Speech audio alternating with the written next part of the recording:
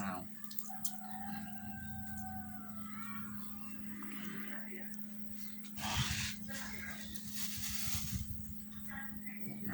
เอาใส่นิดนึงกินแซ่บ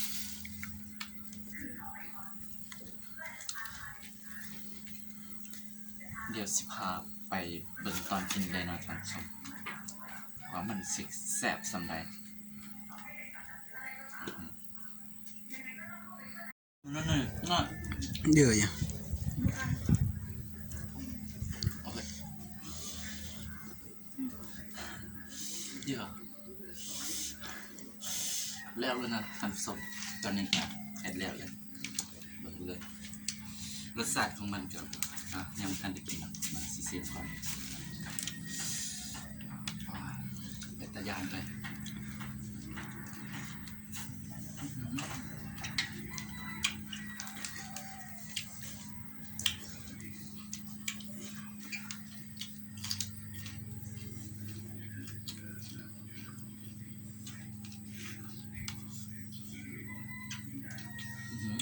ชอบไหมตรงรสชาติแบบส้มๆหวานๆสไตล์แบบค่อยหมักนะแบบนี้เนี่ยมากินแบบประเภทส้มๆหวานๆมาเด้อเอาได้พี่น้องนี่มักเล่นนี่ก็คือผัดกระบองผัดส้มบก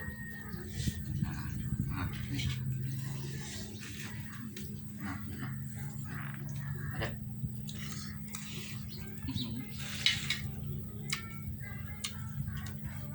อร่อย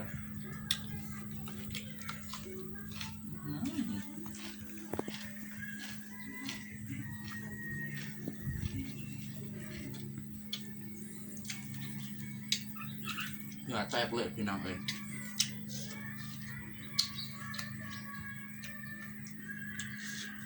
เป็นคนแพ้เผ็ดแต่มักกินเผ็ดมาตามส่วน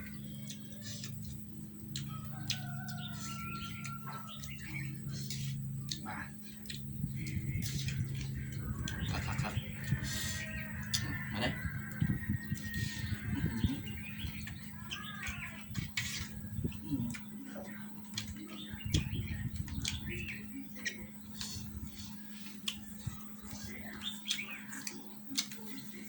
เบิ่งแล้วอย่าลืมกดไลค์นะกดติดตามเพื่อเป็นการให้กำลังใจคลิปต่อไปเสียแบบคักกว่านี้ครับเนี่ยก็คือซ้อมซื้อเด้อ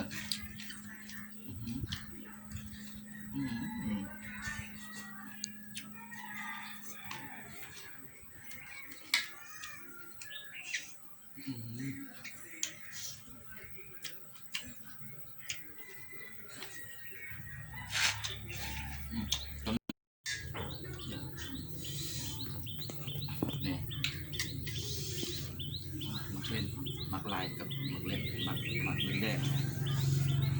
โคตรขัดเลย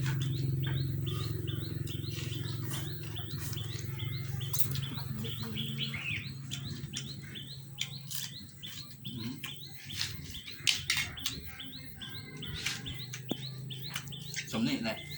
จะมารีวิวทำส้มโอเคบ๊ายบาย